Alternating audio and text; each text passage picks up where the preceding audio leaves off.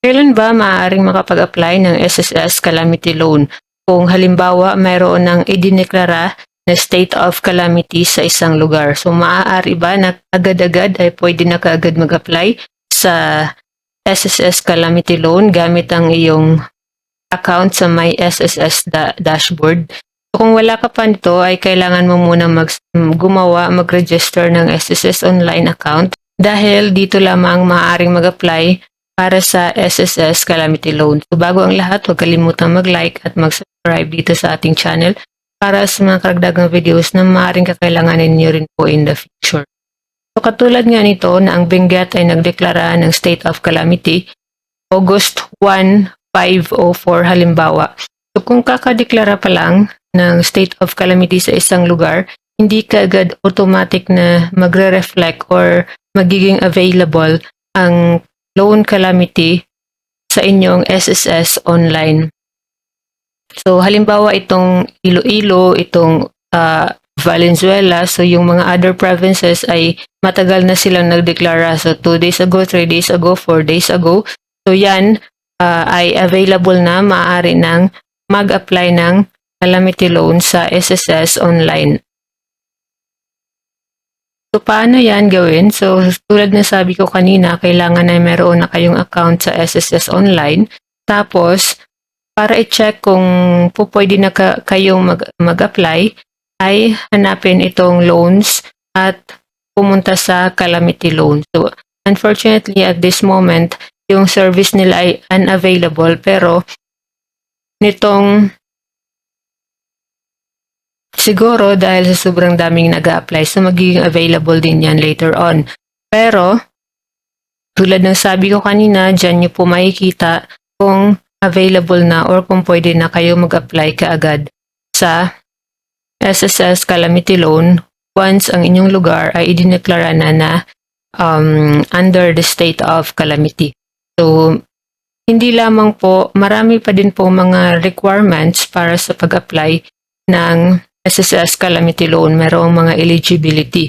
So, siguraduhin na naka-enroll kayo ng inyong disbursement account dahil dyan ihuhulog ng SSS ang inyong loan kung sakaling kayo ay ma-approved.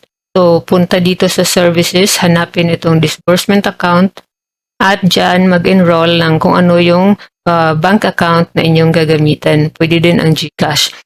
Tapos siguraduhin din na ang member information ay updated, lalong-lalo na ang member details dahil hindi kayo makapag-proceed sa pag-apply kung hindi updated ang inyong details. Halimbawa itong home address and mobile number.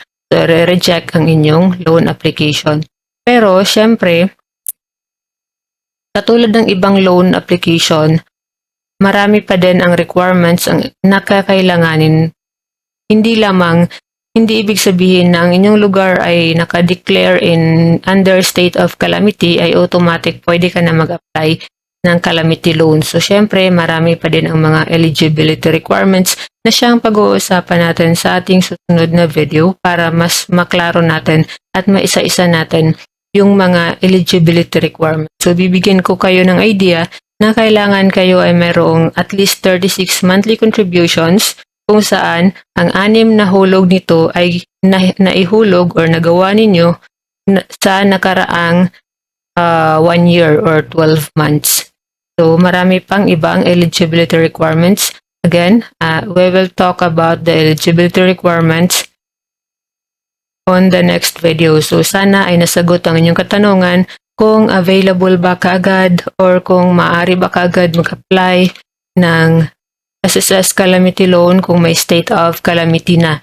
So again, check nyo lamang, i-monitor nyo lamang ang inyong dashboard under loans, under calamity loans para malaman po ninyo kung available na, lalabas dyan na available na at pwede na ninyong i-click.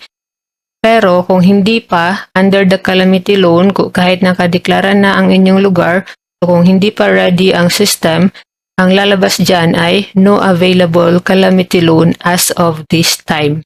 So, i-refresh nyo lamang, bibisitahin nyo lamang ng madalas ang inyong SSS account hanggang sa makita na po ninyo na available na ang calamity loan sa iyong dashboard. Thank you for watching this video. Huwag kalimutang i-share para mas marami din ang makakala.